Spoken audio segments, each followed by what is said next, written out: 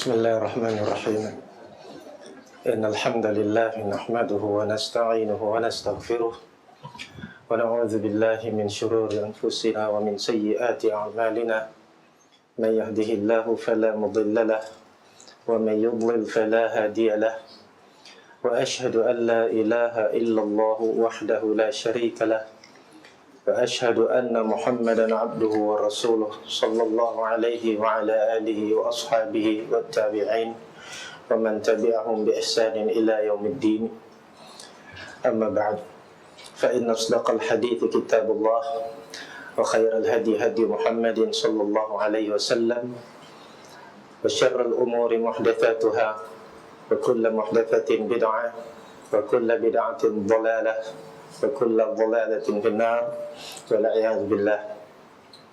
Assalamualaikum warahmatullahi wabarakatuh.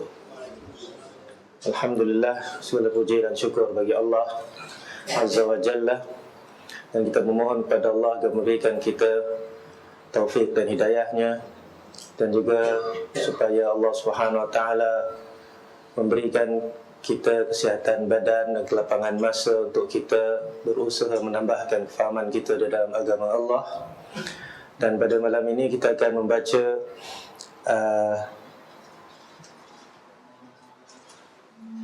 sambungan daripada ayat yang terakhir daripada surah Al-Baqarah, iaitu firman Allah Subhanahu wa taala, "Bala a'udzu billahi minasyaitonir rajim. La yukallifu Allahu nafsan illa wus'aha laha ma kasabat wa 'alayha ma iktasabat. Rabbana la tu'akhidhna in nasina aw akhtana. Rabbana wa la tahmil 'alaina isran kama hamaltahu 'ala alladhina min qablina. Rabbana wa la tuhammilna ma la taqata lana bih.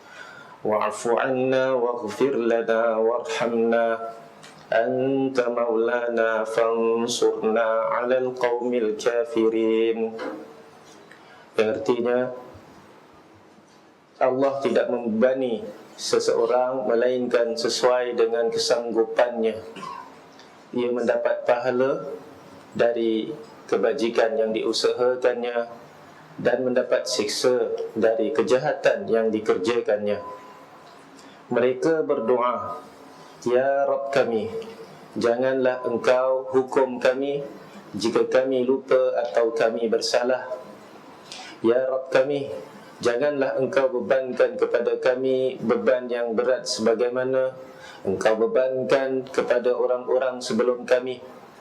Ya Rabb kami, janganlah engkau pikulkan kepada kami apa yang tak sanggup kami memikulnya. Beri maaflah kepada kami, ampunilah kami, dan rahmatilah kami. Engkaulah penolong kami, maka tolonglah kami terhadap kaum yang kafir." Jadi inilah ayat yang terakhir dalam surah Al-Baqarah, di mana Allah Subhanahu wa taala telah memberikan khabar bahawa Allah tidak membebankan suatu jiwa melainkan mengikut kesanggupannya. Allah berfirman, "La yukallifullahu nafsan illa wus'aha." Jadi satu khabar yang berbentuk penafian, iaitu Allah tidak membebankan satu jiwa.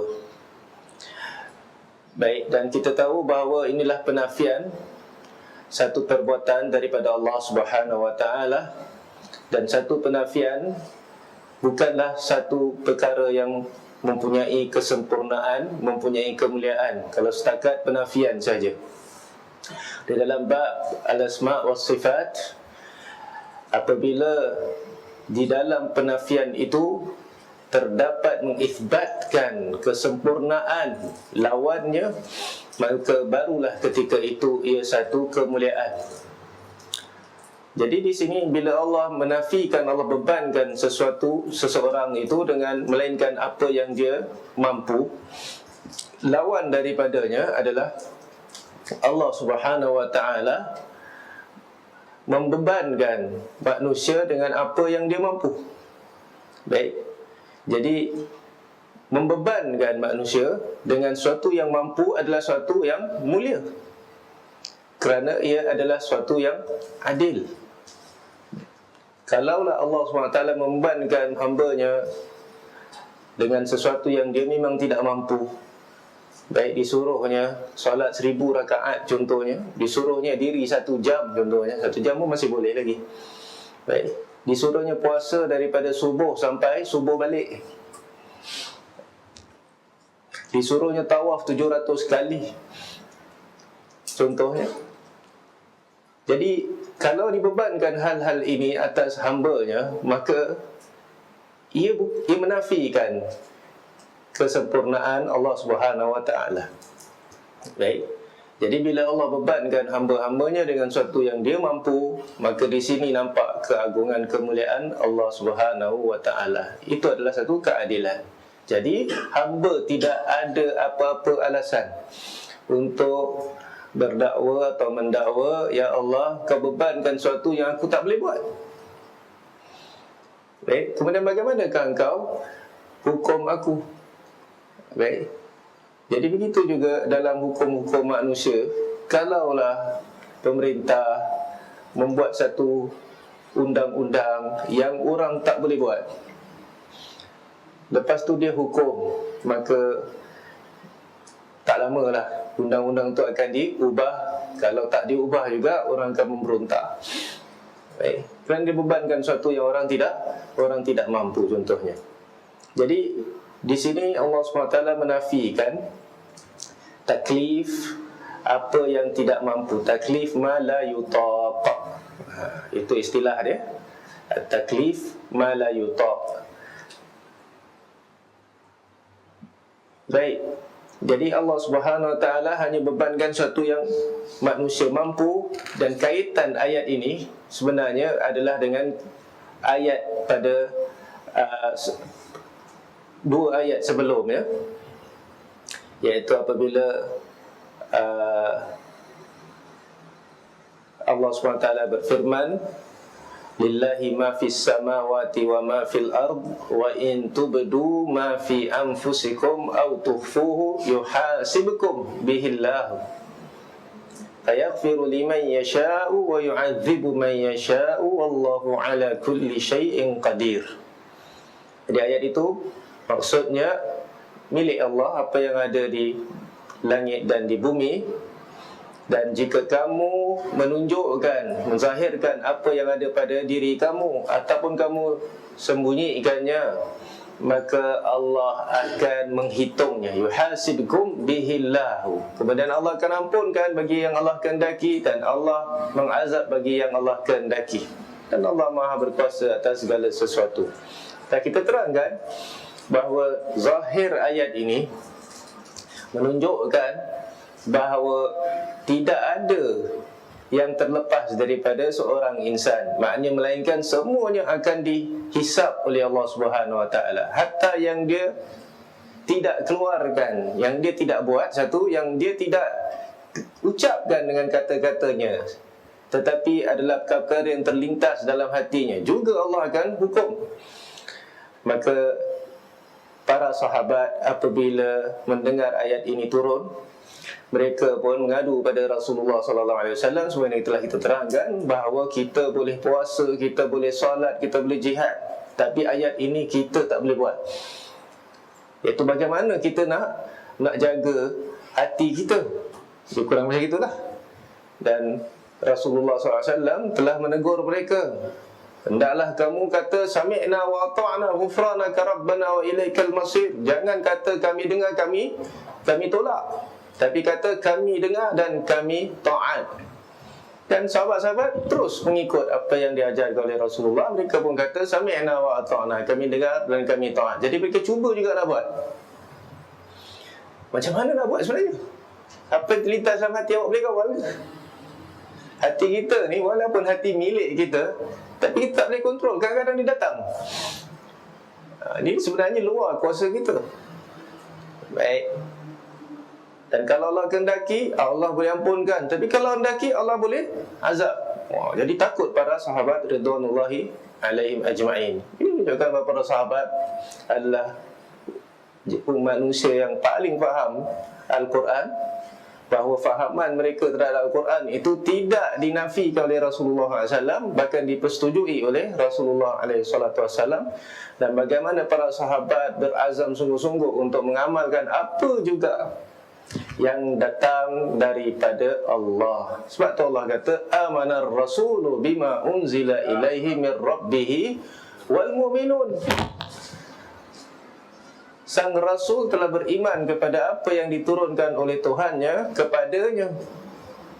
Wal mu'minun, dan begitu juga orang-orang beriman, yakni yang bersamanya. Yakni wal mu'minun kadzalik, yakni amanu. Mereka pun beriman kepada apa yang diturunkan kepada Rasulullah sallallahu alaihi wasallam. Baik, jadi mereka beriman. Kemudian datang ayat selepas itu, yakni yang kita baca ni, Allah tidak bebankan melainkan seseorang itu, melainkan apa yang dia mampu, apa yang dia sanggup. Jadi di sini, kalau yang dia sanggup adalah solat, jihad, puasa, dia akan dibebankan. Dan oleh kerana dia dibebankan, maka dia akan dihitung amalannya. Bagaimana amalannya? Bagus atau tidak bagus? Sempurna atau tidak sempurna? Lakukan ataupun tak lakukan? Sebab dia mampu buat.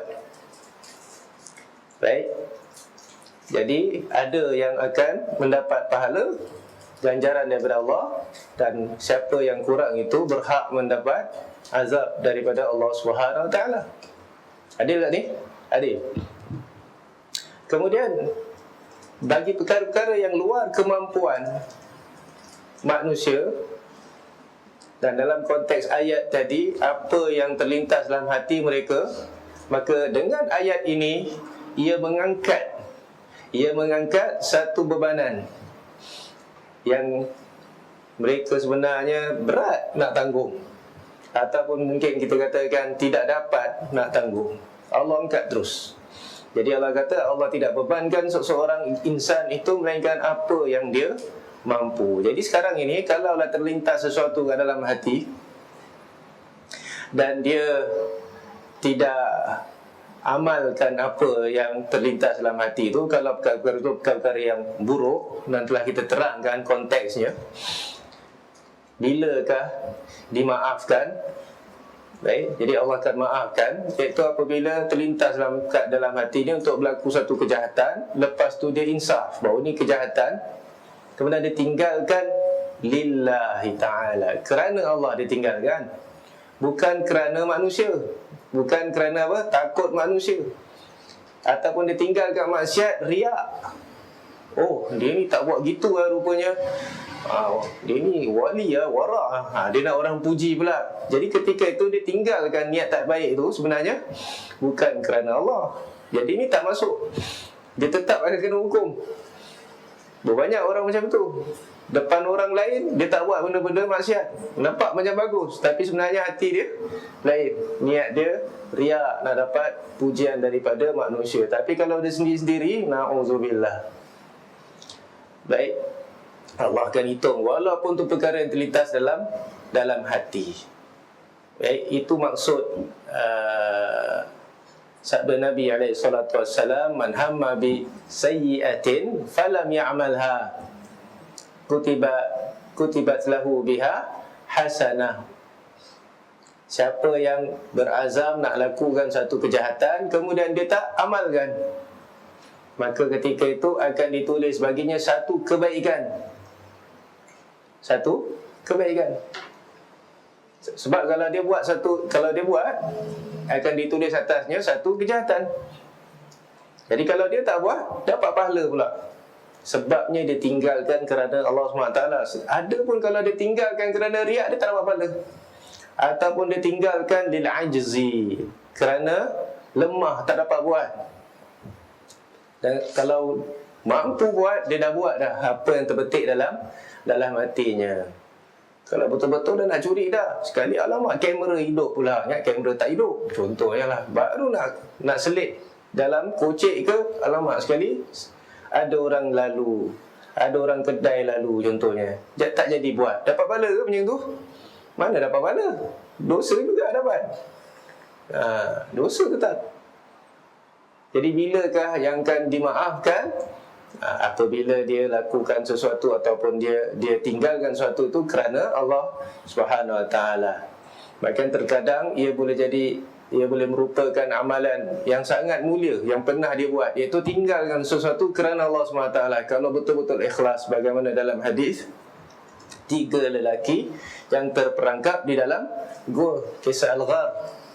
Bagaimana salah seorang daripada mereka bertawassul pada Allah SWT dengan sesuatu yang dia tinggalkan. Dia kata dia hampir-hampir nak berzina dengan wanita yang paling dia sayang kat dalam dunia tu. Itulah wanita paling dia sayang, sepupu dia. Baik. Dan dah diduduk kat dalam posisi yang boleh berzina. Tiba-tiba wanita itu berteriak kepadanya, ittaqillah, bertakwalah engkau kepada Allah, takutlah kepada Allah, wala tafuddal khatama illa bihaqqi. Lebih kurang macam itu. Janganlah engkau buka kunci ini, cincin ini ataupun penutup ini melainkan dengan haknya. Terus dia tinggalkan. Dia takut pada Allah SWT, dia tak jadi nak buat. Dah sampai macam gitu. Bila-bila boleh buat. Dan dia tinggalkan wanita tersebut, dan dia tinggalkan harta ataupun wang ataupun duit yang yang sepatutnya milik dia tu. Dikasih balik perempuan tersebut, menunjukkan dia ikhlas. Jadi dia kata, ya Allah, kalau engkau tahu bahawa apa yang aku buat itu ikhlas mengharapkan wajahmu, maka lepaskanlah kami daripada gua ini. Itu yang bergerak lagi batu tersebut. Baik. Jadi Allah SWT kabulkan doanya, kerana ketika itu dia bertawassul dengan satu amalan yang sangat dicintai oleh Allah SWT. Nilainya sangat besar di sisi Allah SWT, sedangkan dia bukan buat apa-apa, dia cuma tinggalkan sesuatu. Jadi ini dalil bahawa kita bila tinggalkan sesuatu, inaction juga adalah satu satu amalan, ada satu fi'il. Baik. Sebab itu kalau orang itu tidak melakukan, tinggalkan amar ma'ruf nahi munkar, Allah kata labi sama kanu yaf'alun. Sangat buruklah apa yang dahulu mereka lakukan. Padahal mereka bukan buat apa-apa. Apa mereka buat? Sebenarnya apa yang mereka tak buat? Mereka tak amar ma'ruf, mereka tak nahi munkar. Tapi apa berlaku? Disebabkan tak buat apa-apa tu, inaction tu, Allah sumpah mereka jadi apa ni? Jadi qiradatul khanazir, kera dan babi. Baik. Jadi dalam Islam, kita bukan hanya lihat apa yang kita buat, kita juga kena lihat apa yang kita tidak buat. Dua-dua ibadat di sisi Allah SWT. Sebab tu adanya sunnah fi'liyah, dan di sana ada juga sunnah tarkiyah. Sunnah fi'liyah maknanya kita tengok Nabi buat, kita buatlah. Itu sunnah fi'liyah, perbuatan Nabi. Sunnah tarkiyah artinya apa? Kita lihat apa yang Nabi tak buat, apa yang Nabi tinggalkan, kita pun tinggalkan dengan niat apa ni? Ikut Nabi. Jadi ketika itu kita dapat pahala sunnah. Jadi kalau kita tahu Nabi SAW buat sebelum dia solat, dia buat begini, dia angkat tangan, dia baca Allahu Akbar. Dan tentulah dia imam, dia luruskan saf dulu, dia suruh luruskan saf. Kalau awak seorang-seorang solat, takkan awak nak kata istawu. Kucing ke nak kena rapatkan saf kat belakang. Nah, kita tak buat tu. Jadi lepas tu Nabi SAW angkat tangan sampai ke bawah, dia baca Allahu Akbar. Jadi kita buat. Sebab apa? Nabi buat. Tapi apa yang kita tak buat? Kita nampak Nabi SAW tak baca nawaitu. Nawaitu apa? Usalli. Nawaitu untuk puasa. Usalli fardas subhi raka'ataini adaan Mustaqbilal qiblah. Lagi apa? Fi sa'ati sadisa. Hukum 6 pun. Munfaridan. Nah. Apa lagi nak cakap? Apa nak cakap semua ni? Aqra'u fiha bi surah kaza. Banyaknya nak cakap. Lillahi ta'ala. Nabi baca tak tu semua? Nabi tak baca tu semua. Ni betul ni, bukan main-main. Kita tahu Nabi tak buat ni. Jangan pula datang satu orang kata, mana awak tahu Nabi tak buat? Entah-entah Nabi buat. Macam nak jawab? Macam mana jawab? Possible tak Nabi buat? Mana dia tahu Nabi buat?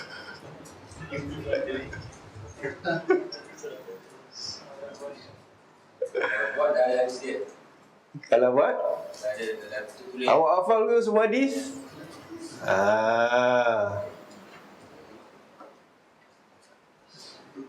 Siapa yang cakap Nabi buat, dia yang mengeluarkan hadis.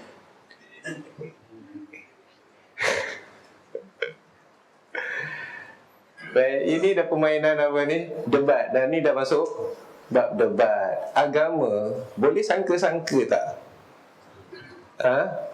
Kalau awak ikut manhaj ni, awak boleh buat apa saja dengan alasan mungkin Nabi buat. Boleh tak ni? Boleh jalan-jalan dalam solat, boleh pusing-pusing. Wah, betul. Bila tanya, dia kata Nabi buat. Macam mana tahu? Mungkin Nabi buat. Dia kata mungkin Nabi buat. Dia tak kata Nabi buat pun. Tak mungkin cakap macam itu. Jadi kita katakan ibadat semua tauqifi. Maknanya apa? Mesti berdalil. Dalil yang jelas, yang betul buat. Adapun tidak buat, kalau berdalil dengan sesuatu yang Nabi tidak buat, mesti juga tidak buat yang jelas. Itu bila tidak ada dalil, asalnya tidak ada. Jadi kita kena ada kaedah lah. Nak ifbatkan suatu perbuatan Nabi SAW, kita ada asal. Asalnya ada ke tak ada satu perbuatan ni? Asalnya ada ke tak? Wujud ke tak wujud satu perbuatan ni? Kita tak pernah nampak Nabi SAW. Asalnya tak ada. Sampai ada riwayat yang sahih kata ada, baru kita kata ada. Selagi tak ada riwayat, asalnya tak ada. Itu mesti balikkan kepada asal. Kalau awak punya asal, asalnya ada, kita kena ada dalil untuk nafikan. Wah, biar betul awak. Dah terbalik. Tak logik tu. Jadi agama awak tak payah riwayat. Jadi kita cuma ada riwayat yang confirmkan sesuatu yang awak sangka. Mana boleh. Dan kemudian kita katakan ini ibadat-ibadat yang masyhur yang Nabi SAW lakukan, bukan seorang-seorang di rumah. Dia dilihat oleh sahabat semuanya setiap hari 5 kali. Setiap kali solat Nabi buat gitu je, Allah Akbar je. Dan terdapat dawa'i, kita katakan sebab-sebab yang mendorong, pendorongan daripada sahabat untuk meriwayatkan apa yang Nabi buat, nak sampaikan kepada umat. Ini sahabat sebaik-baik generasi, paling amanah. Atas mereka lah disampaikan Islam. Lepas tu mereka nukilkan Nabi buat gini, sebelum tu Nabi gini sampai habis. Dia belum kira lagi. Dia punya baca sampai dia punya ni lebih kurang sama saja, lebih kurang 30 ayat, 15 ayat, sampai macam gitu dia kira. Dan kemudian bila mereka tak riwayatkan satu perbuatan membaca usolli ni, menunjukkan bahawa ada ke tak ada? Tak ada, walaupun satu riwayat, hatta lemah pun tak ada. Baik. Jadi bila seorang Muslim, bila nak solat, dia tinggalkan baca usolli. Dia tak mau baca. Kerana apa? Malas ke tak? Ni bukan. Kerana apa ni? Kerana ikut Nabi. Ketika itu dia dapat pahala tak? Dia ikut sunnah tak? Dia ikut sunnah, dapat pahala. Jadi inilah bagusnya belajar ni. Tak buat ni sekarang dapat pahala. Setiap kali awak tak buat, awak dapat pahala. Alhamdulillah. Begitu je lepas solat. Dia tahu Nabi baca ni, baca ni, baca ni, baca ni. Nabi tak ada angkat tangan dan buat doa ni. Baik, ngadap kiblat ke, tak ngadap kiblat ke, ngadap ke kanan ke kiri ke. Dia tahu Nabi tak pernah buat walaupun satu kali. Dia bacalah sikit-sikit, Allahumma salli ala Muhammad, lepas tu Rabbana atina fid dunya hasanah fil akhirati hasanah wa qina adzabannar, sallallahu ala Muhammad ala Muhammad, alhamdulillahirabbil alamin, amin. Apa lagi lepas tengah-tengah tu ada interval baca Al-Fatihah. Tak ada tu semua, lagi tak ada. Dan zaman kita sekarang, baru tadi kita pergi masjid, lah yang Nabi buat tu dia tak buat. Apa yang Nabi buat? Yang zikir-zikir semua tak buat. Terus dia shortcut, wa salam wa minkas salam tu, terus dia baca Al-Fatihah. Ada yang tak baca Al-Fatihah tadi, rasanya tak ada baca Fatihah terus. Terus doa. Bismillahirrahmanirrahim, alhamdulillahirabbil alamin, dia dah start doa. Nampak tak bagaimana berlaku ni sekarang ni? Lagi-lagi kalau solat Jumaat, perhatikan. Kalau solat Jumaat, macam tak payah zikir dah. Dah tak sunnah zikir. Nak tahu kenapa tak? Agak kenapa? Apa alasan imam-imam ni tak baca zikir? Jadi cepat orang boleh balik kerja. Jangan sibuk-sibuk lambat-lambat nak apa ni? Nak zikir-zikir. Dan Jumaat pandai pula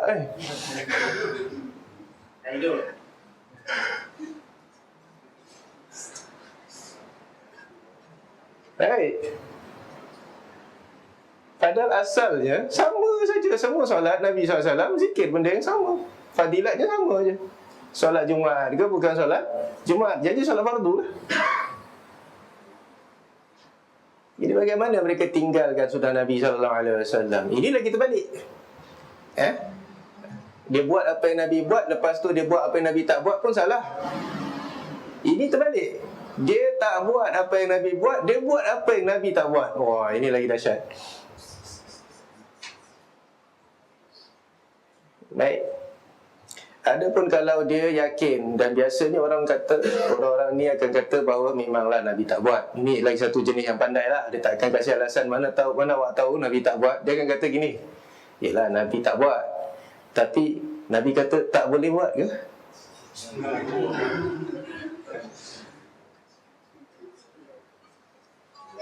Nabi tak kata tak boleh buat, awak Nabi ke kata tak boleh buat?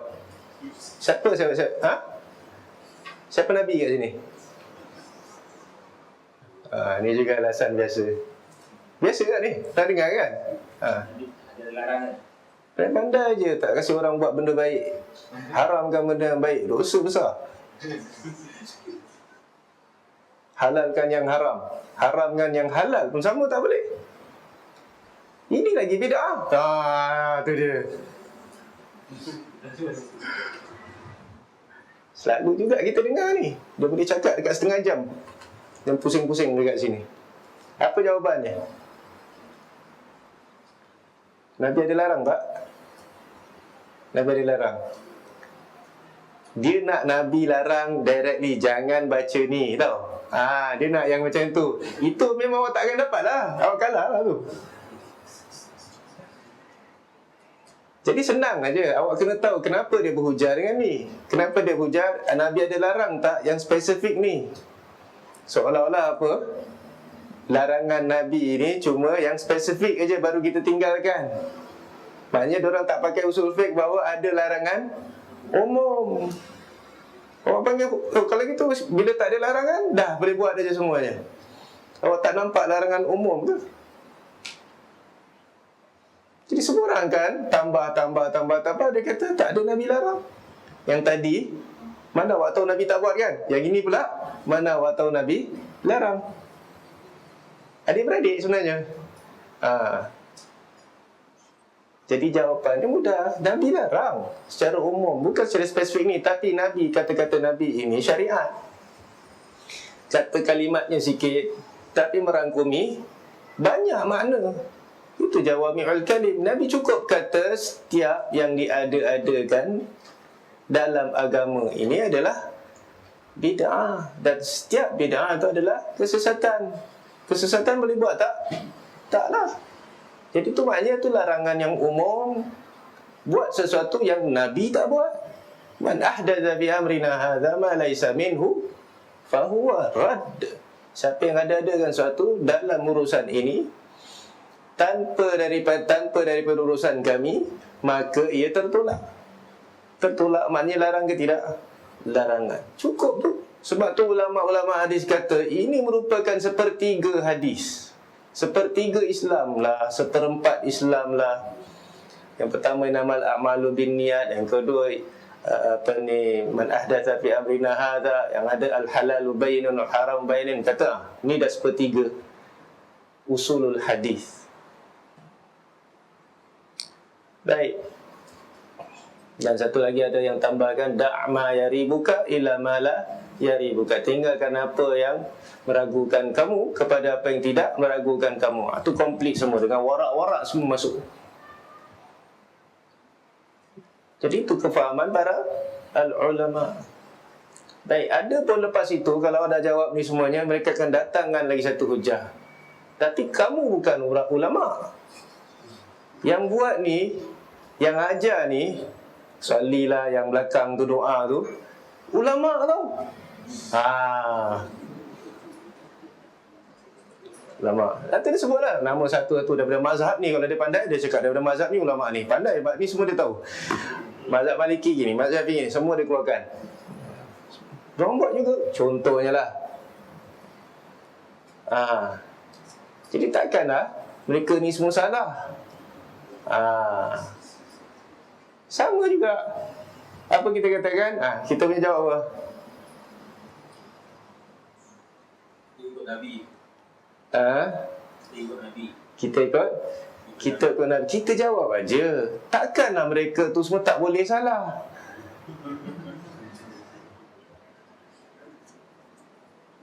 Betul tak?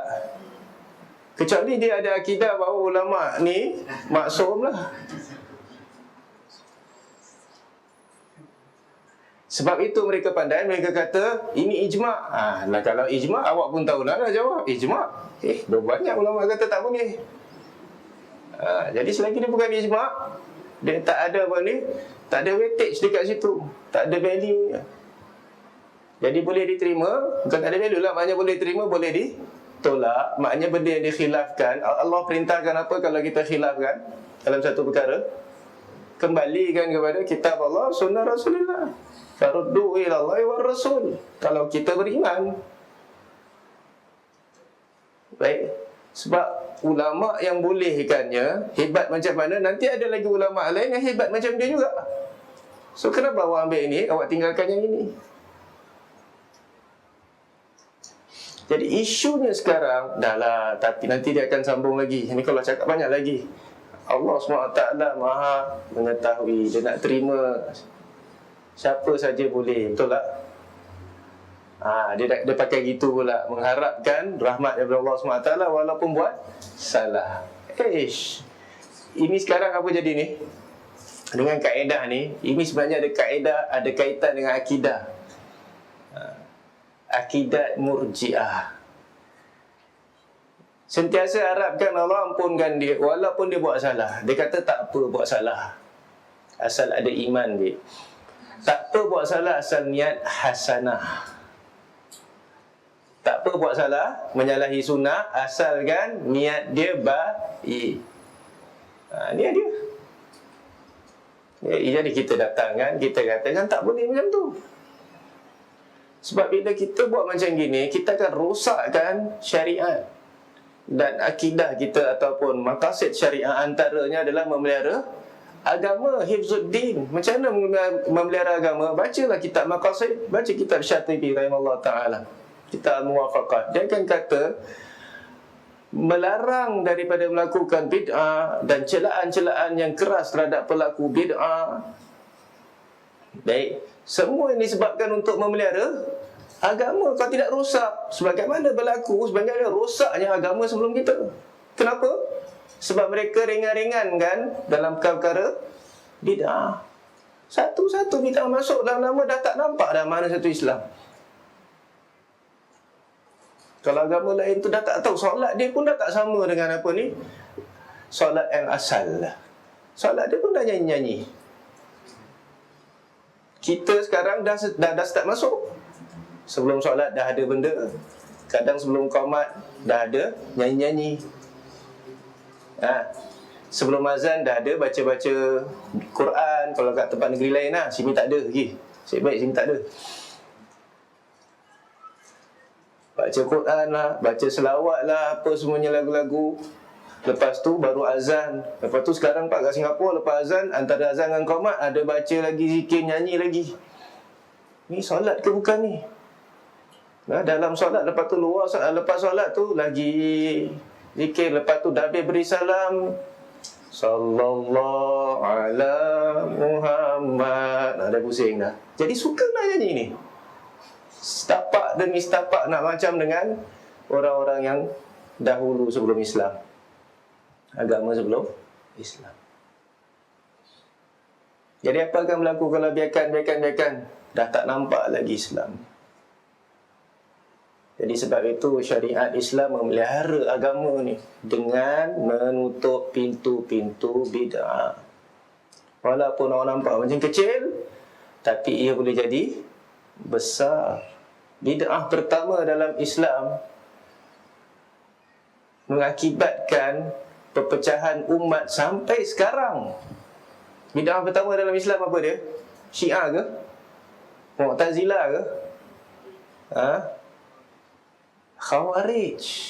Itu bid'ah pertama dalam Islam. Khawarij mana apa? Menentang pemerintah, memberontak. Itu bid'ah pertama, semua orang tahu.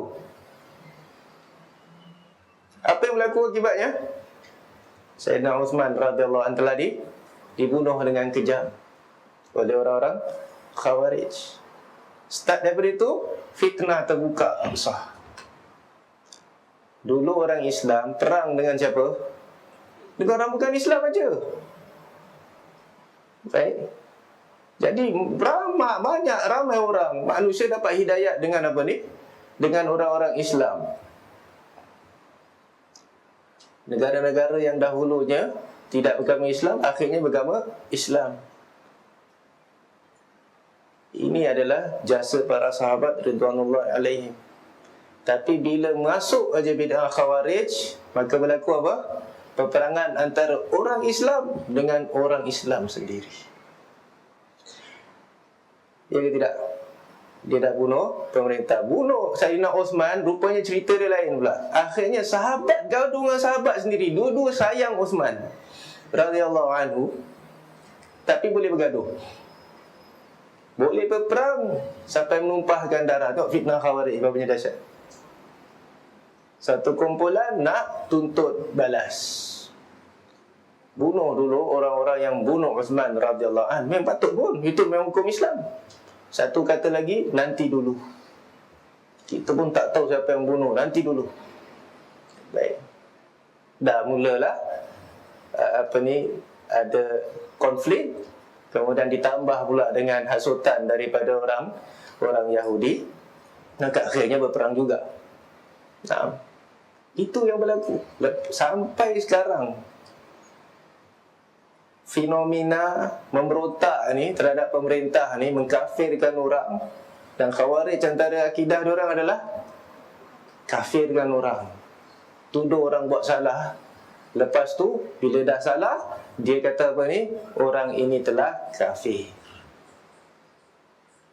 Dan bila dah kafir, baru ada lesen untuk apa? Untuk perang mereka, untuk bunuh mereka dan murtad. Khawarij kata Sayyidina Uthman kafir. Khawarij kata Sayyidina Ali pun kafir. Muawiyah kafir. Semua kafir lah, senang cakap. Lepas tu bukan sahabat-sahabat ni je dikafirkan. Dia kalau dah kafirkan sahabat, semua yang ikut, yang sokong khalifah-khalifah ni ataupun sahabat-sahabat ni, semua pun kafir juga.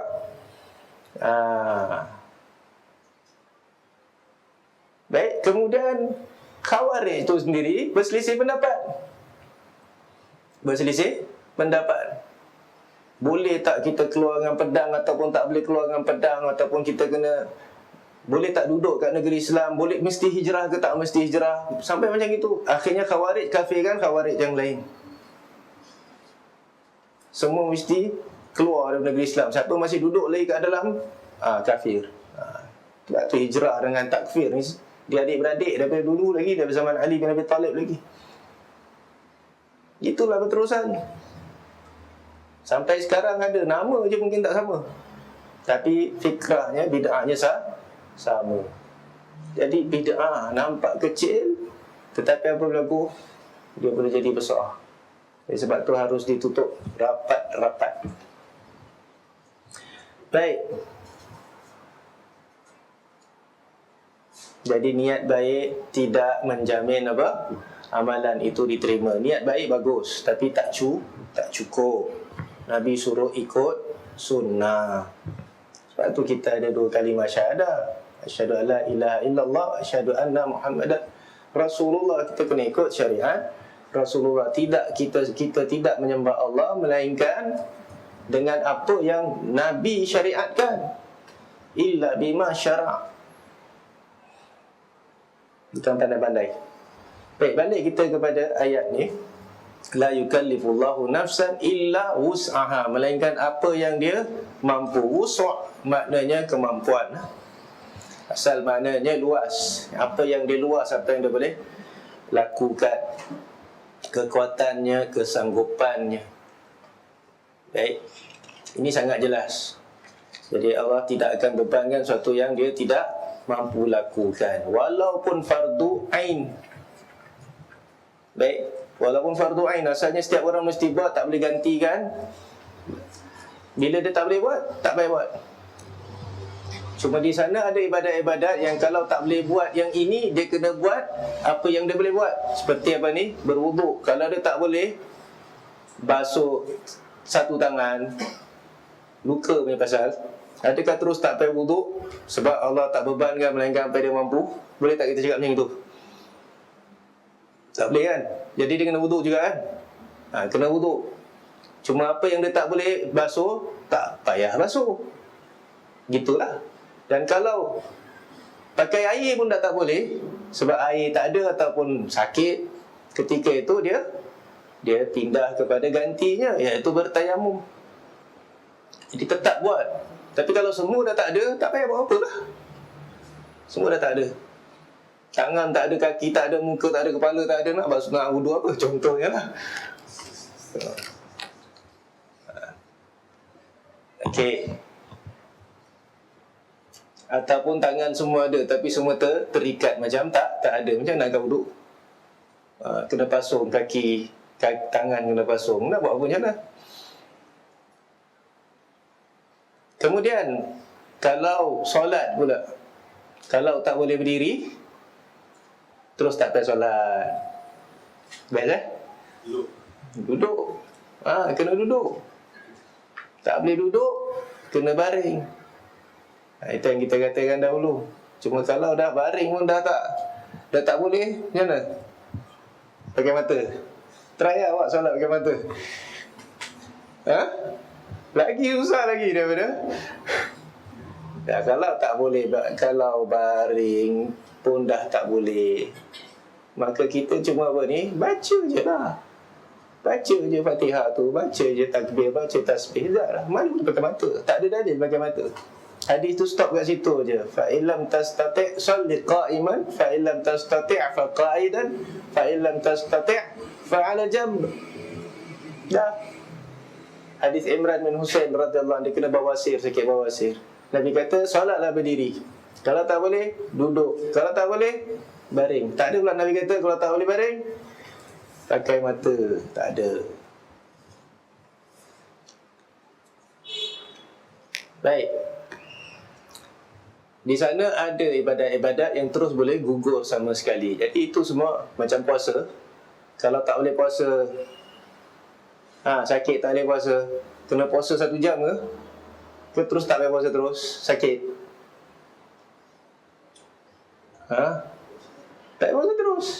Bukan nak kena puasa sampai dah tak boleh baru puasa, baru batal, tak kan? Kalau sakit, daripada pagi dah tak payah puasa. Boleh kan? Betul ni? Kalau kita nak puasa ikut kita mampu. Awak mampu puasa 1 jam, puasalah 1 jam. Ada tak macam tu? Jadi lihat, kalau ikut akal, macam-macam pendapat boleh keluar. Macam kalau ikut akal, macam-macam pendapat kita boleh keluarkan. logik sana, logik sini. Tapi sebenarnya bila kita ada fikir, kita ada ilmu, tak semua ibadat sama. Ada ibadat begini, ada ibadat begitu. Lepas tu kalau dah tak boleh wuduk sendirian contohnya dengan air kerana kat atas katil, ketika itu boleh tak orang tolong wudukkan? Tolong wudukkan kita, bukan dia wuduk untuk dia wuduk diri dia sendiri. Boleh kan? Boleh ganti, boleh tolong. Boleh tolong. Jadi tetap kena buat. Kalau ibadat haji pula contohnya, dia tak boleh buat. Tak boleh tawaf sendiri. Dan tak boleh diangkat pun tak boleh. So macam mana? Boleh tak orang lain tawafkan untuk dia? Sa'i kan untuk dia? Lontarkan untuk dia? Boleh. Kalau semua pun tak boleh, upah je orang tu, ataupun kita kasih je orang tu, suruh buatkan untuk kita. Kita duduk kat rumah, dia buat haji untuk kita. Boleh tak boleh? Boleh juga. Boleh juga. Tapi boleh tak itu untuk solat? Tak boleh. Untuk wuduk tak boleh. Jadi di sini kita kena lihat dalil-dalilnya, baru kita boleh keluarkan hukum.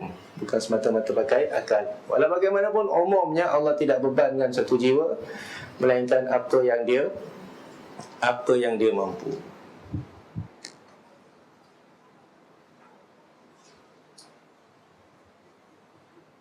Laha ma kasabat wa 'alaiha maktasabat.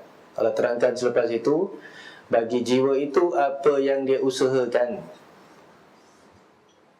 Yang ini dia akan dapat ganjaran atas apa yang dia sendiri usahakan.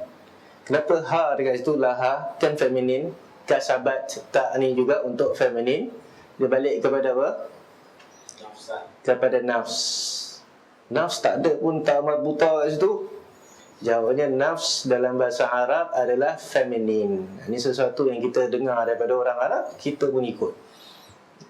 Ini dah keluar daripada kias. Nafs mu'annath.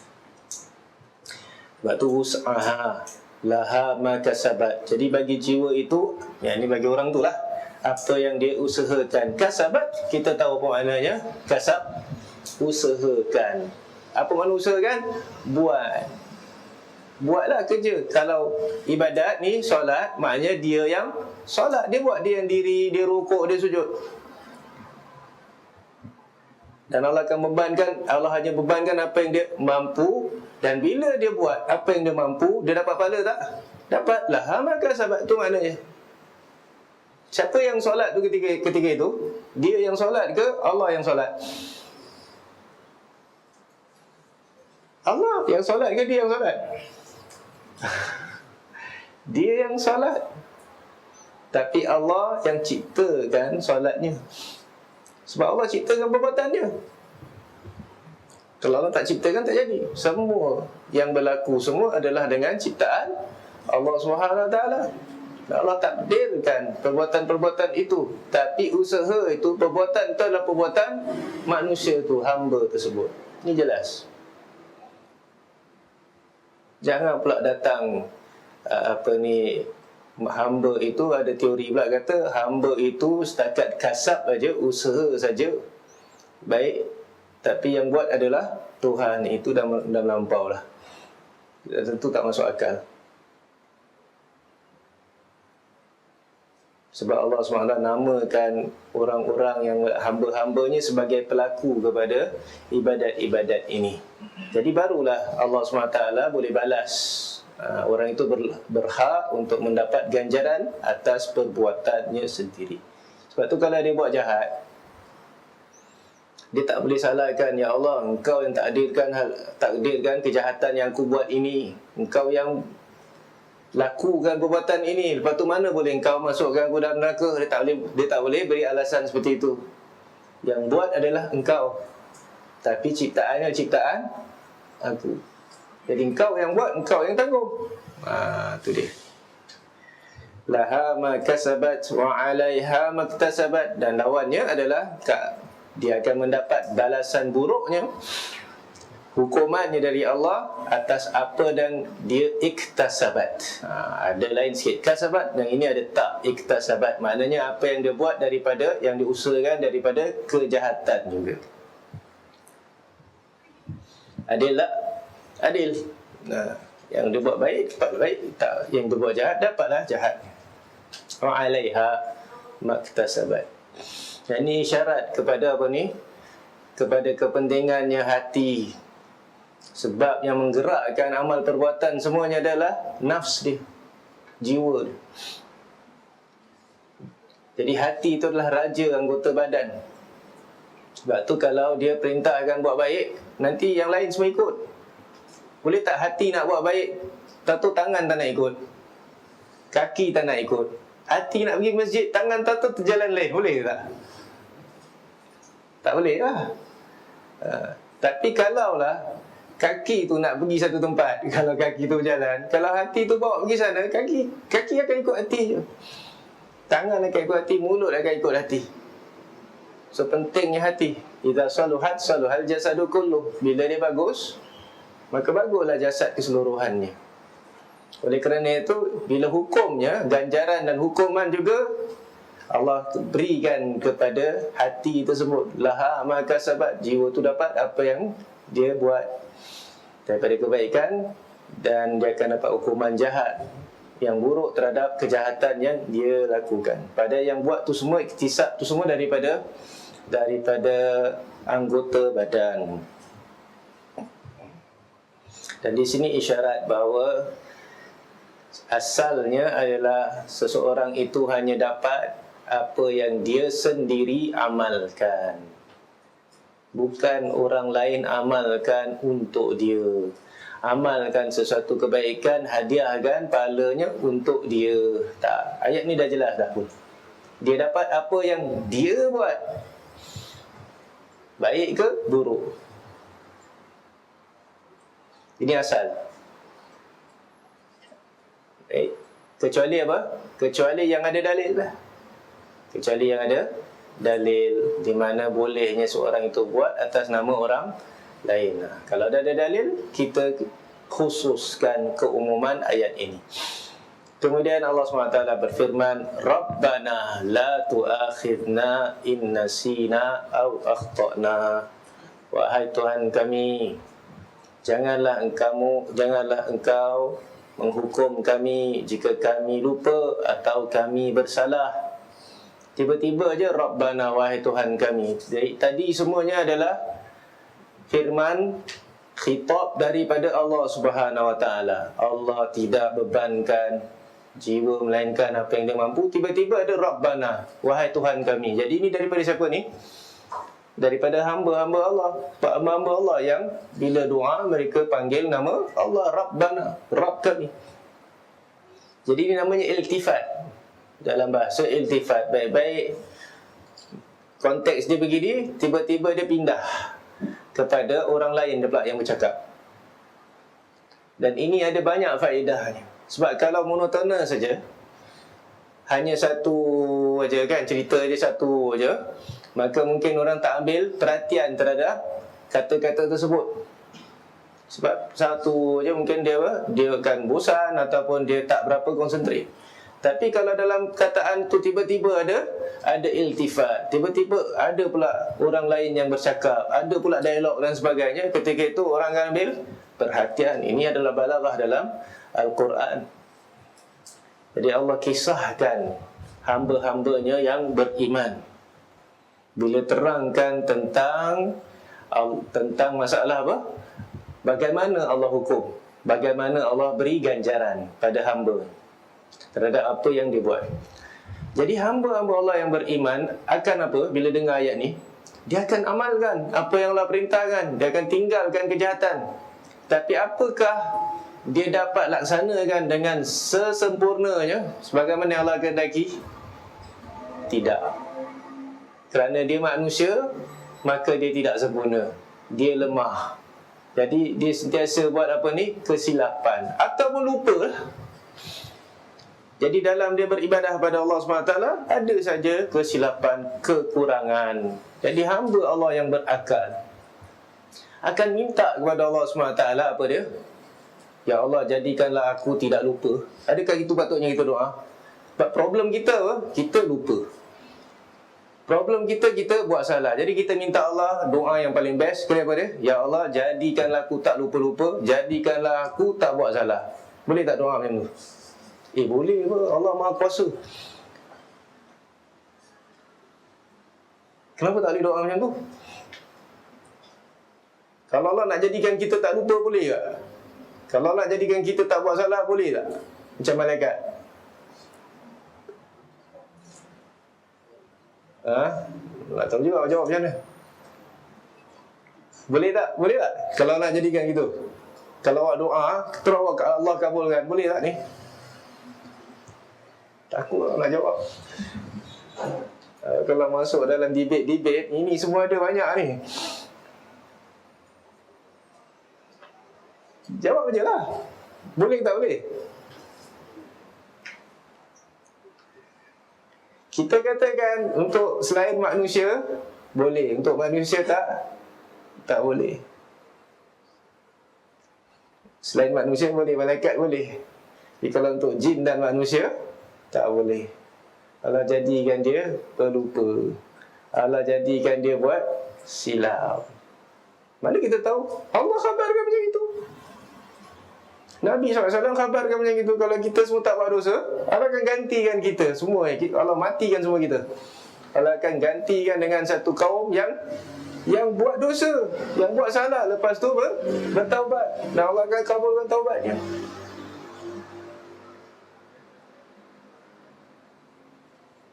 Jadi jangan banyak kalau-kalau, jangan banyak falsafah.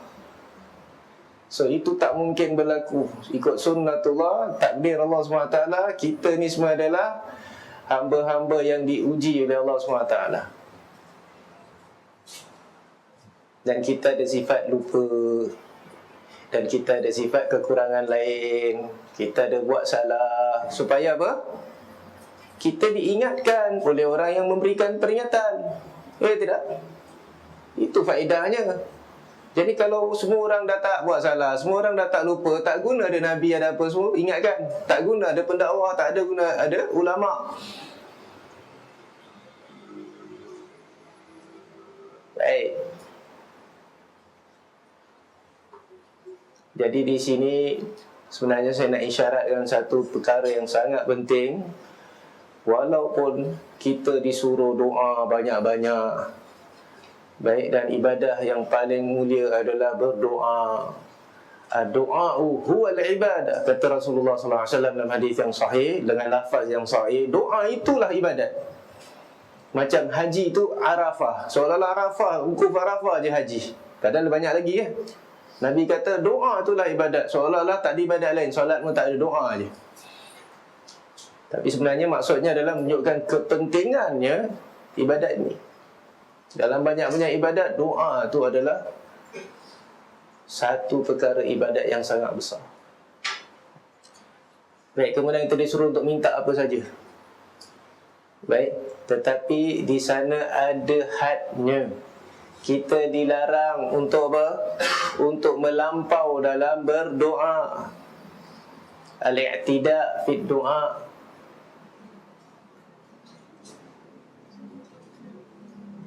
Allah kata wala ta'tadu. Jangan kamu melampaui batas dalam doa. Dalam suratul A'raf bila terangkan tentang ud'u rabbakum tadarru'au wa khufyah innahu la yuhibbul mu'tadin. Ud'u rabbakum, doalah, mintalah pada Tuhan kamu tadarru'an, dengan sungguh-sungguh, khusyuk, rendah diri, wa khufyah, dalam keadaan senyap-senyap.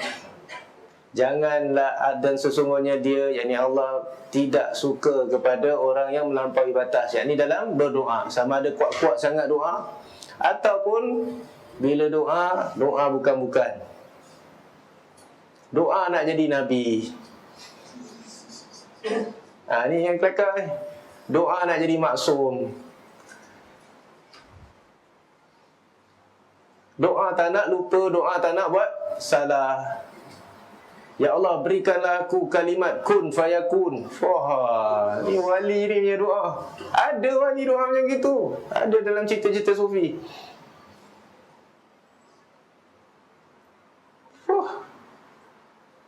Na'udzubillah. Ada benda yang kita boleh doa, ada benda yang kita tak boleh doa. Sebab tentang doa yang mungkin tak berapa bagus, kalau maknanya tak betul, seperti doa Allahumma rzuqna fahman nabiyyin wa hifzal mursalin wa ilhamal malaikatil mukarrabin. Tu doa apa ni? Doa nak belajar. Doa buka kelas. Tu saya pun hafal doa tu. Tak perasan sangat. Sekali bila fikir-fikir balik, ya Allah, maknanya apa? Urzuqna fahman nabiyyin, kefahaman para nabi. Awak minta kefahaman apa? Para Nabi Muhammad punya faham, anda tak dapat? Sama dengan Nabi punya faham? Ya betul. Ulama macam dia hebat pun dia tak boleh dapat sama faham dengan fahaman Nabi SAW. Tentang Allah, tentang Islam, mana boleh? Kalau macam tu lah makna dia kan. Wa hifzal mursalin, dan pemeliharaan al-mursalin. Ini para rasul. Kita ni minta dipelihara oleh Allah SWT. Tapi boleh ke sampai kita dipelihara macam rasul-rasul dipelihara oleh Allah SWT? Dipelihara sampailah memang dah time dia, iaitu sampai dia selesai kan, tak boleh risalahnya. Boleh ke kita macam tu? Mana boleh. Ini untuk rasul ke? Wa hifzal mursalin, itu kalau hifz macam gitu. Tapi kalau hifz maknanya hafalan para rasul, wah ini pun parah juga. Baik, wa ilhamal malaikatil mukarrabin, ilham malaikat yang dekat-dekat. Alamak, ni orang nak jadi malaikat pula. Kita cuma nak belajar apa, tapi lepas tu buka abata, macam ikra aja. Doa hebat tu. Bukan apa, ini bagus banyak. Itu nak baca, alat nak baca Quran, ilmu tinggi. Kita bukan nak hina tu, cuma kita nak kata apa, makna doa tu daripada sudut tadi tu nampak macam apa? Melampau. Nabi SAW diberi oleh Allah SWT kuasa untuk tangkap syaitan tu. Syaitan ke iblis yang kacau dia kat dalam ketika Nabi sedang solat. Dia tunjukkan api depan Nabi SAW sedang solat. Kau ajar dia. Nabi tangkap dia. Bergeluk-geluk tangkap, ikat dekat tiang. Tu tiang pergi cari. Dan tu orang gaji pergi cari. Dia dapat toyol dekat situ.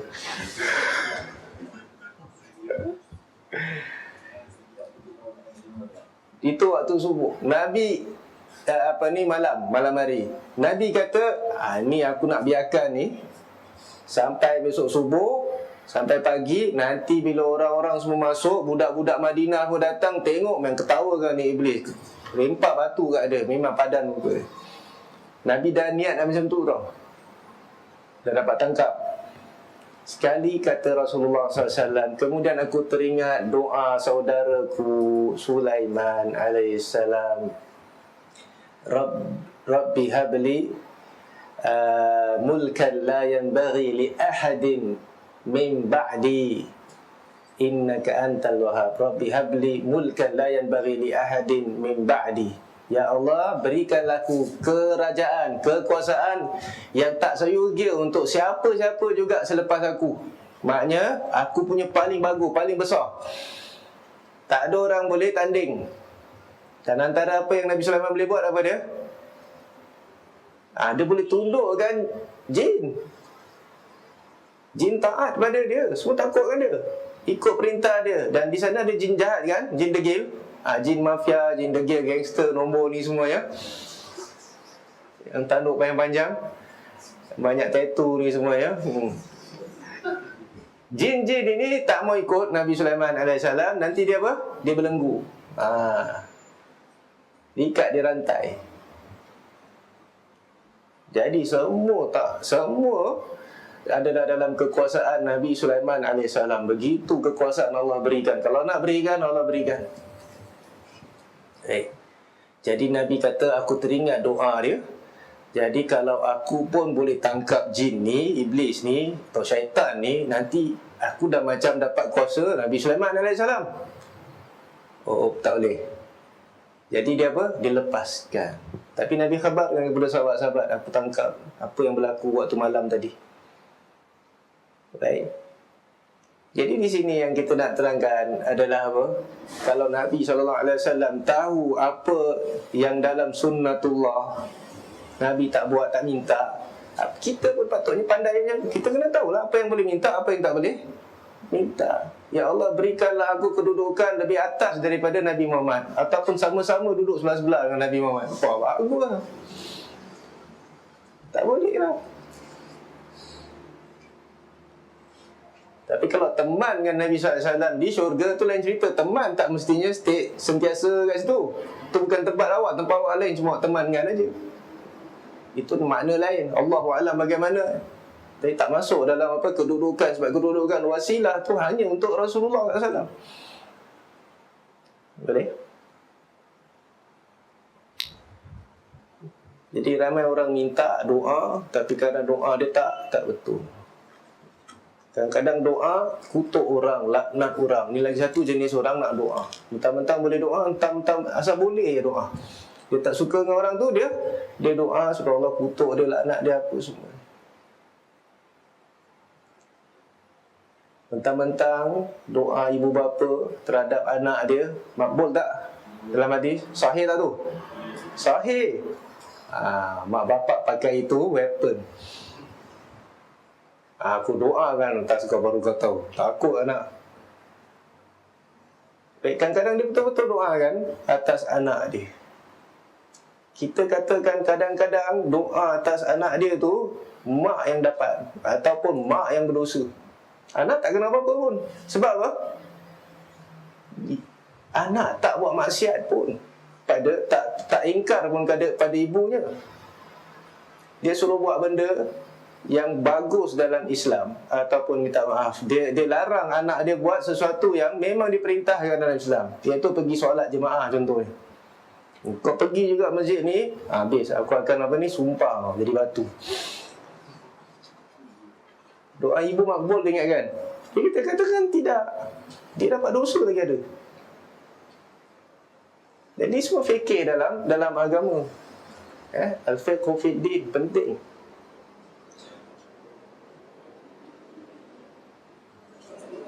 Balik kepada ayat Rabbana la tu'akhidna in nasina aw akhtana. Jangan kau hukum kami, baik dunia ataupun akhirat, jika kami lupa ataupun kami akhtana, kami salah. Kami salah, silap. Baik. Dan tentu orang macam gini adalah orang yang nak lupa, nak salah, ke orang yang kalau boleh tak nak lupa, tak nak salah?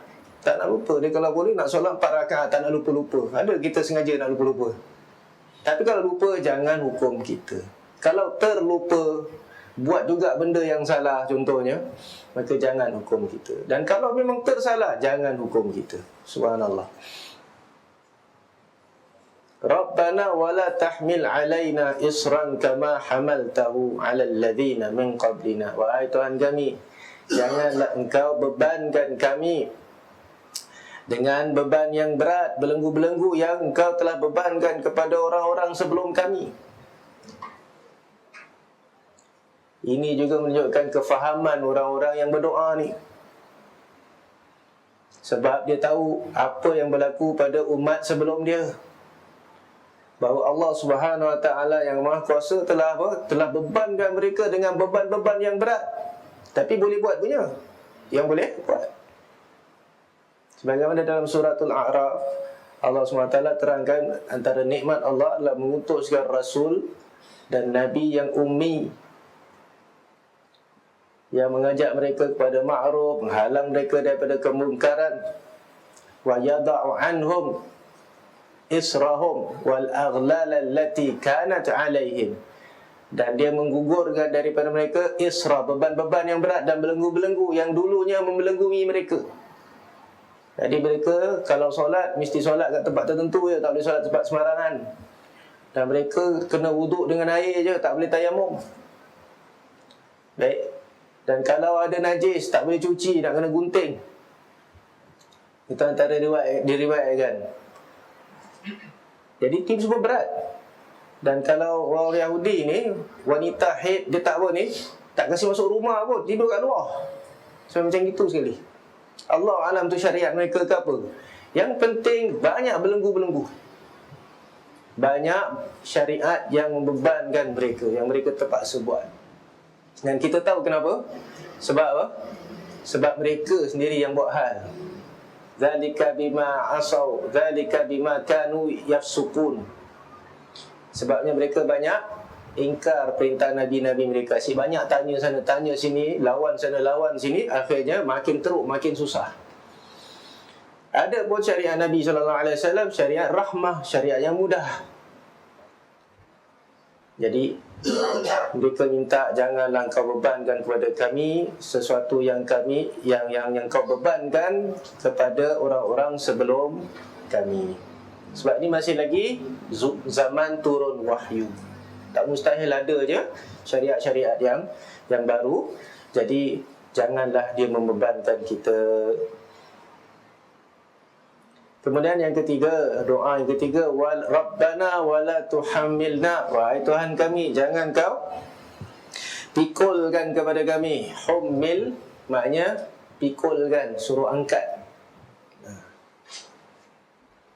Wala tuhammilna ma la taqata lana bih. Apa yang tak sanggup kami memikulnya. Baik. Yang kami tak sanggup memikulnya. Jadi ini juga menunjukkan bahawa mereka nak laksanakan syariat Allah SWT. Cuma jangan sampailah perkara itu yang mereka tak boleh pikul. Kemudian wa'fu anna, maafkanlah kami, minta pemaafan. Maaf tu maknanya apa? Cancel terus, dihilangkan. Afu. Waghfir lana, ampunkanlah kami. Apa makna pengampunan? Pengampunan asalnya kita hadang dia. Topi besi dalam perang tu dinamakan mighfar, sebab dia menghalang apa? Bulat ataupun panah dan sebagainya. Jadi dia sebagai satu benteng.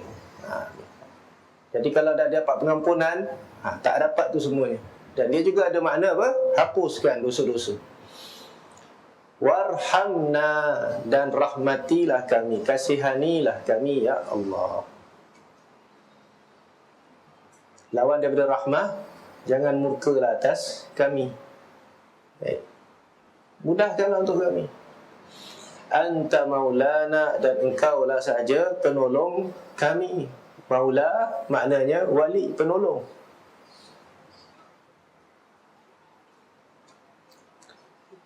Dan dia juga ada makna yang kami sembah, anta maulana, ketua kami. Ada banyak makna. Dekat sini yang sesuai adalah maulana, maksudnya adalah yang menolong kami. Antalah yang penolong kami. Fansurna 'alal qaumil kafirin, maka tolonglah kami atas terhadap kaum yang kafir. Perhatikan ayat yang terakhir, tiba-tiba aja bantulah kami terhadap orang-orang yang kafir. Ini adalah tentang jihad. Akhir ayat dalam surah Al-Baqarah sebenarnya mengisyaratkan tentang jihad. Dan bahawa kemenangan dalam jihad, dalam peperangan ini hanyalah dengan bantuan Allah Subhanahu wa ta'ala. Bukan dengan kekuatan senjata, bukan dengan kepandaian strategi dan taktik, bukan dengan banyaknya jumlah. Dan antara bebanan yang mungkin paling berat, apa dia? Jihad fisabilillah sangat berat banding dengan banyak ibadat-ibadat lain. Kalau bukan semua ibadat-ibadat lain. Awak boleh kasih satu ibadat yang lebih berat daripada jihad? Ada tak ibadat lain awak buat sampai boleh ada risiko mati, terbunuh? Ada tak? Solat sampai mati ada? Puasa sampai mati? Tak ada kan? Tapi kalau jihad fisabilillah, kemungkinan sangat besar awak balik dari peperangan itu dalam keadaan hidup ataupun tidak. Dan kalau hidup pun belum tahu hidup betul-betul hidup maknanya apa? Mungkin dengan luka macam luka tangan kodong, telinga putus. Mungkin. Jadi jihad fisabilillah sangat besar, sangat besar, sangat susah. Sebab tu namakan jihad, sungguh-sungguh susah payah.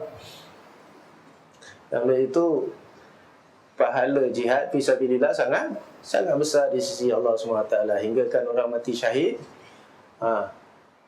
diampunkan dosa-dosanya, dimasukkan dalam syurga dengan tanpa perhitungan, tanpa hisab.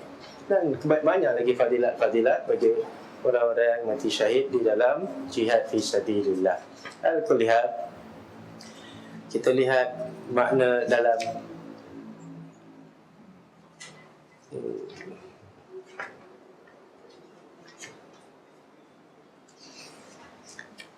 pelajaran yang dapat diambil daripada ayat-ayat ini.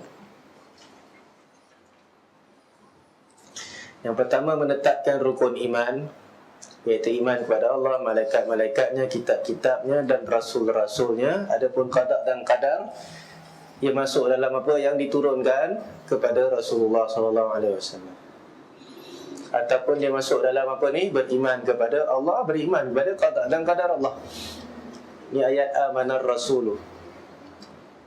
Kullun amana billahi wa malaikatihi. Ini ayat tu. Yang kedua, wajib beriman kepada semua rasul, dan haram hukumnya hanya beriman kepada sebahagian darinya, yakni sebahagian dari mereka, dan tidak beriman kepada sebahagian lainnya. Itu maknanya la nufarriqu baina ahadin min rusuli. Kami tidak beza-bezakan antara seorang pun daripada rasul-rasulnya. Daripada sudut beriman kepada semua rasul-rasul tu. Dan kufur kepada satu rasul artinya kufur kepada semua rasul. Sebab yang turunkan semua rasul-rasul ni adalah Allah Subhanahu Wa Taala. Kita tolak rasul, maknanya kita dustakan Allah Subhanahu Wa Taala. Dustakan satu, maknanya kita dustakan semua. Baik, semua rasul itu membenarkan antara satu dengan yang lain. Dan ini maknanya rukun iman. Rukun iman ni dia kena komplit. Satu aja gugur, satu je tak ada, semua tak ada faedah, semua gugur. Dia beriman kepada semua, tapi dia tak beriman kepada satu malaikat aja. Apa jadi? Dia solat, dia apa semuanya, dia beriman bagus, orang baik semuanya, kafir billahi ta'ala. Dia beriman kepada semua Nabi, dia add satu lagi Nabi tambah. Dia kata, aku beriman pada semua Nabi ke? Cuma aku tambah lagi satu added value punya.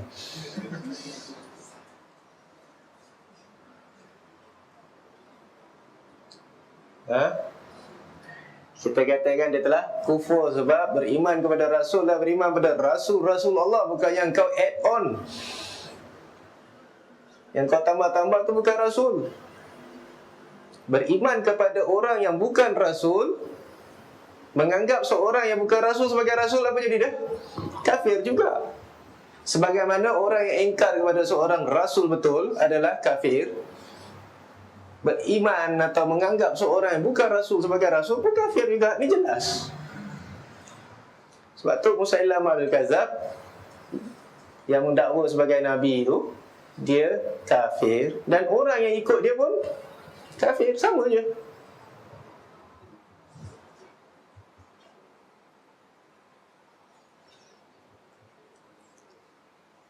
Dan siapa yang mendakwa bahawa wahyu masih turun selepas Nabi Muhammad SAW wafat, apa hukum dia? Kafir. Kafir kat rukun mana tu? Rukun beriman kepada Rasul-Rasul. Sebab Rasulullah setiap apa? Nabi Muhammad SAW khataman nabiyyin, maka Muhammadun aba ahadin min rijalikum.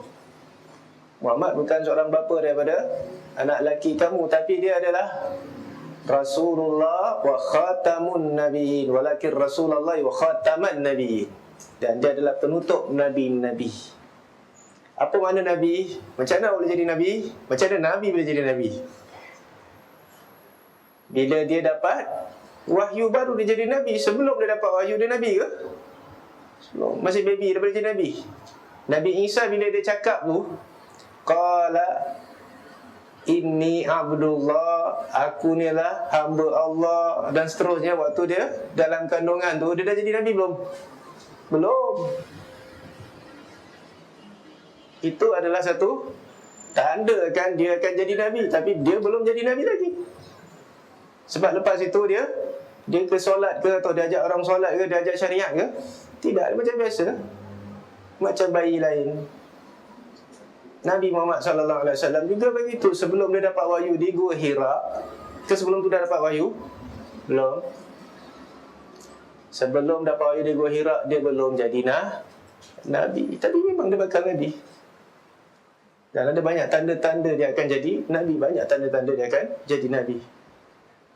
Ala kulli hal, sama juga orang yang menganggap bahawa ada lagi wahyu selepas Nabi, artinya dia anggap ada lagi orang yang jadi Nabi. Sebab bila dapat wahyu, terus dia jadi apa?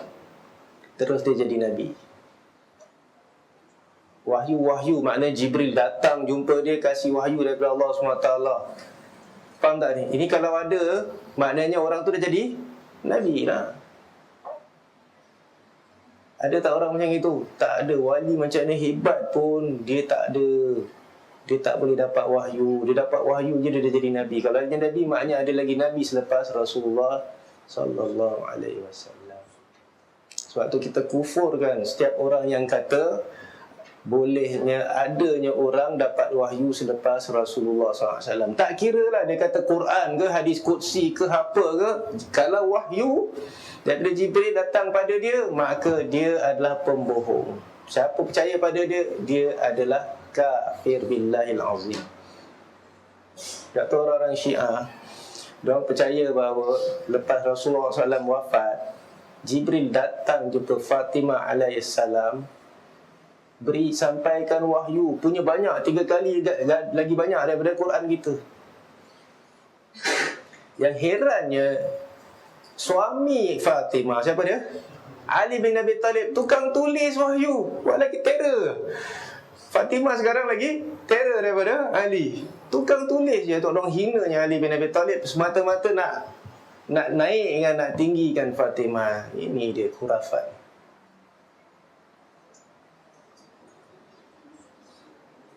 Apa hukum dia tu? Kafir. Siapa cakap macam itu kafir? Baik. Sebab tu kita heran, ada orang yang berani terangkan akidah dia macam begitu depan orang ramai. Sebab tu orang kafir kan dia. Baik. Dan ni adalah sesat-sesatnya. Orang ajaran sesat pun tak adalah cakap yang macam ini. Dia kata dapat ilham lah, dia kata Khidir datang jumpa dia lah. Dia belum lagi kata Jibril datang jumpa dia. Ada jugalah, tapi jarang kita dengar. Dia pun pandai juga nak bohong lah. Tapi kalau dah cakap Jibril datang jumpa dia, dia memang ciri ajaran sesat. Dah dapat wahyu. Dan ini menunjukkan bahawa syariat Nabi Muhammad SAW ini dah invalid dah. Sebab apa? Lepas tu ada lagi dimansuhkan oleh wahyu lain. Dan kita wajib taat pada wahyu ni. Macam mana kita taat kepada wahyu yang datang kepada Nabi Muhammad SAW? Ini kesesatan yang nyata. Baik. Yang nombor 3, wajib taat kepada Allah Ta'ala dan Rasulullah SAW, serta menerima dengan rela segala yang disyariatkan oleh Allah Ta'ala dan Rasulnya, dan haram menolaknya. Kullun amana billahi amana ar-rasulu bima unzila ilaihi min rabbih wal mu'minun. Rasul beriman, tak ada apa juga yang turun kepadanya. Jadi beriman maknanya taat. Sami'na wa ata'na. Yang ketiga, yang keempat, menghilangkan kesempitan dalam agama umat Muhammad sebagai rahmat Allah Ta'ala bagi mereka. Dalam suratul Hajj Allah berfirman, wa ma ja'ala 'alaikum fid dini min haraj. Dan Allah tidak menjadikan atas kamu sekalian sedikit pun kesempitan dalam agama Islam ini. Tak ada. Dah sempit sangat sampai dia tak boleh buat, tak ada. Tak akan disuruh.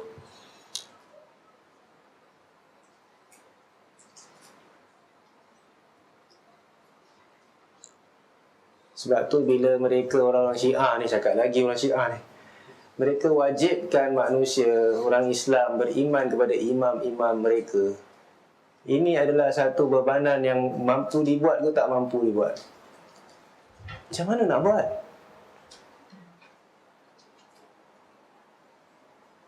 Macam mana nak beriman kepada imam-imam ni? Kita tak tahu pun dia imam ke bukan. Taruhlah betul-betul ada dalil, ada nas dia, ada nama 12 imam, ada wasiat dia semuanya kan. Taruhlah ada.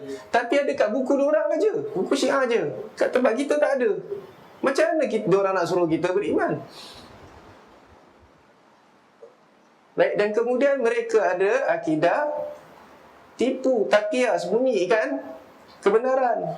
Imam-imam semua tak kasi tahu dia imam. Action macam orang biasa je. Kalau dia imam lah, Ali bin Abi Talib macam biasa je. Dia baiat setiap khulafah 20 tahun, 30 tahun. Ya kan? Kita tak tahu siapa dia. Lagi-lagi yang paling parah, yang ke-12 tu, yang hilang kat mana? Kat dalam gua mana? Macam nak beriman pada dia? Ha? Jadi bila kita wajibkan hal demikian, campur dengan akidah taqiyah tersebut, maka mustahil seorang boleh beriman dengan imam-imam tersebut. Tak boleh. Kena taat pada dia, padahal dia tak ada kuasa nak taat dengan dia macam mana. Dia sendiri baiat khalifah, dia sendiri tak berani nak memberontak. Dia duduk je kat situ kat Madinah. Imam Jafar Sadiq tu dekat Madinah. Awak ada tak baiat dengan apa ni, Khalifah Mansur? Baiat. Baik. Kalau tak, dia dah kena dah. Jadi dalam Islam tidak ada taklif, bebanan yang tidak mampu dibuat. Baik. Adapun kita, kalau kita tahu hadis Mahdi, Imam Mahdi, wajiblah kita beriman. Kalau tak tahu, wajib tak nak beriman? Tak, habis itu. Kalau kita tahu tentang sahabat, wajiblah kita beriman. Kalau tak tahu, sudahlah, tak apa. Tak ada masalah. Kalau mereka pula, siapa yang tak kenal, tak tahu imam mereka, imam zaman mereka mati dalam keadaan jahiliah dengan kafir. Tengok berapanya beza. Memberatkan umat. Baik. Kemudian yang kelima, tidak ada hukuman, yakni dosa sebab perbuatan yang dilakukan kerana lupa atau tersalah. Jadi orang yang lupa lalu dia makan atau minum ketika dia sedang berpuasa tidak berdosa. Atau membunuh orang dengan salah, maka dia tidak berdosa. Jadi dosa tak ada.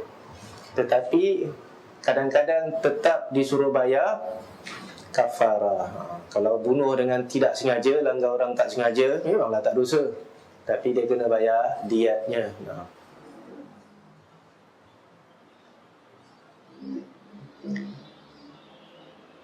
Dia orang kalau dalam ihram naik kereta, dia drive, sekali tiba-tiba dia terlanggar apa? Burung unta lah. Mati. Burung unta mati. Dia hidup. Dia dalam ihram. Apa jadi? Tahu tak hukum dia? Dia kena bayar pampasan. Dia ada dalam surah Al-Ma'idah. Siapa rajin pergi cari. Cuma apa nak kena bayar ni? Burung unta nak kena bayar dengan unta ke, lembu ke, kambing ke, ayam ke, itik, burung puyuh. Kalau kita khilaf, kita kena panggil dua hakim yang expert tentang binatang-binatang ni. Nanti dia kata ini paling dekat dengan unta ke, paling lembu ke, kambing. Jadi kita sembelih, terus tekarkan kepada fakir miskin di Mekah. Ini hukum Allah lah terhadap apa ni, untuk orang-orang yang ihram. Mereka dilarang membunuh binatang buruan. Bukan semua binatang. Ayam boleh. Yang tak boleh adalah binatang buruan. Burung unta binatang buruan ke bukan? Dia liar. Kalaupun zebra ke apa ke, ini semua kalau kita terbunuh, memang kita kena bayar pampasannya. Jadi dosa tak kalau dia terlanggar? Jawabnya tidak berdosa. Tapi kafarah tetap bayar kafarah. Di sini juga ada permasalahan di dalam ihram. Sekali nampak sepek kuku sedap aja dia gunting kuku. Orang dalam ihram boleh gunting kuku tak? Tak boleh. Dah terbiasa. Tiap-tiap hari nak pergi sembahyang Jumaat, dia gunting kuku. Dia pun sedap, ada kat dalam beg dia, dia gunting kuku. Apa jadi? Dosa tak? Jawabnya tak dosa. Ya Allah, jangan kau hukum kami jika kami lupa atau kami dosa ni lupa kan? Tapi kena bayar tak? Dam.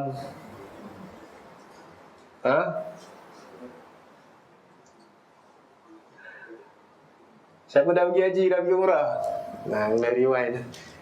Bayar? Bayar atau tak bayar?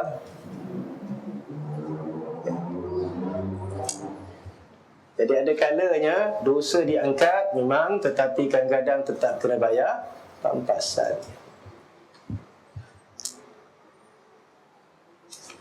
Baik, yang keenam, Allah memaafkan kata-kata yang masih dalam hati kerana ayat ini diturunkan kerana alasan ini, selama orang mukmin belum mengatakannya dengan lisan atau mengerjakannya. Dan ini adalah hadis yang sahih dalam Sahih Muslim.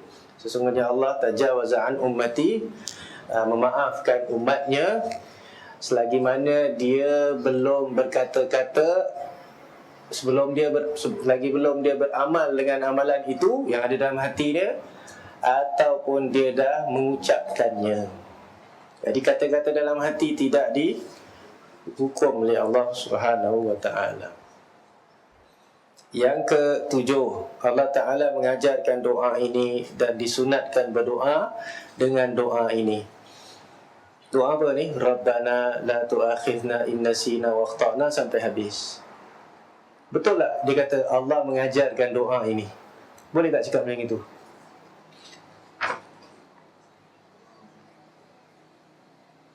Allah ajar tak doa ni? Allah ajar pada kita tak doa ni? Ajar maknanya apa? Suruh doa macam ni. Boleh tak cakap macam tu? Ke tak boleh? Tak ada pun kat situ Allah ajar. Ni kitab siapa ni?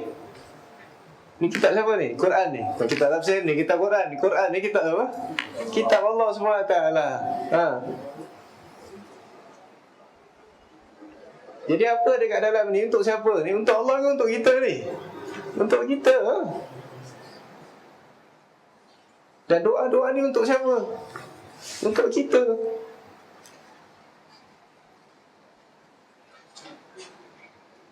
Allah mengajarkan kita Alkitab wal hikmah, mengajarkan kepada Rasul Alkitab wal hikmah. Rasul mengajarkan kepada kita.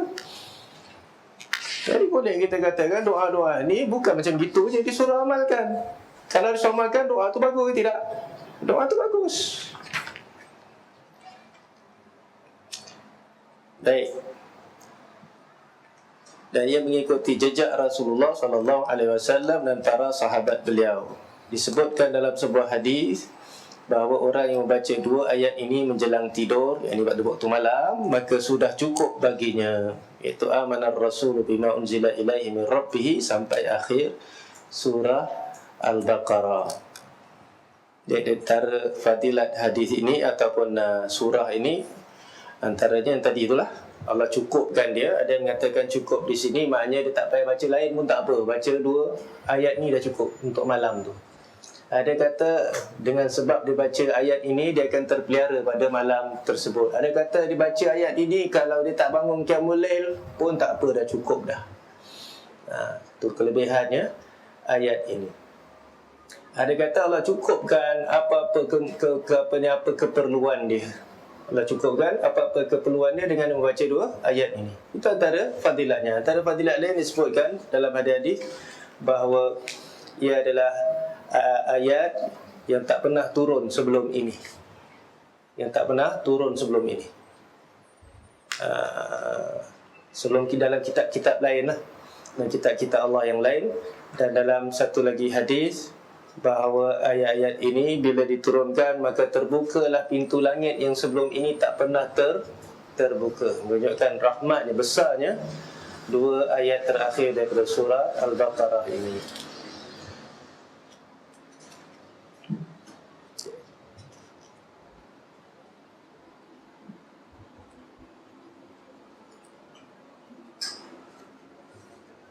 Baik, ada apa-apa soalan?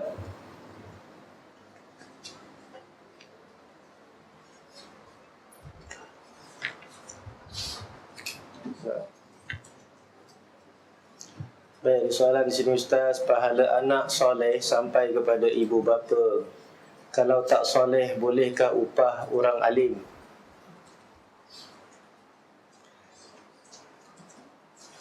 Pahala anak soleh sampai kepada ibu bapa, yang dalam hadis tu awaladun salihun yad'u lah, ataupun anak yang soleh yang berdoa untuknya. Kenapa ada soleh? Kalau tak soleh tak sampai. Sebab yang akan doa untuk ibu bapa anak yang soleh ke anak yang toleh, yang jahat? Yang soleh aja lah yang akan doa, yang ingat bapak dia. Baik.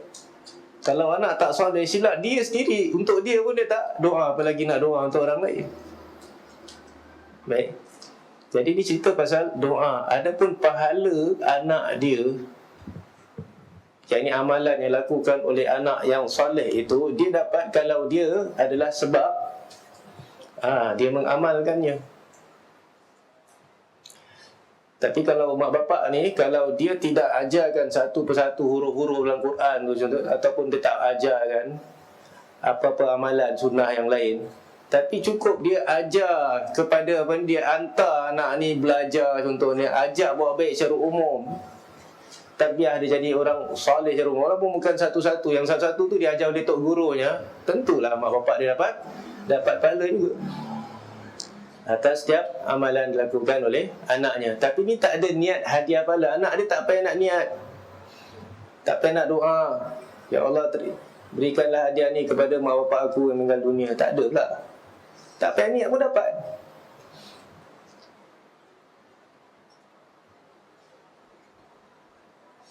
Baik, kalau tak soleh, bolehkah upah orang alim? Baik, upah orang alim. Orang alim dapat apa? Dapat upah lah.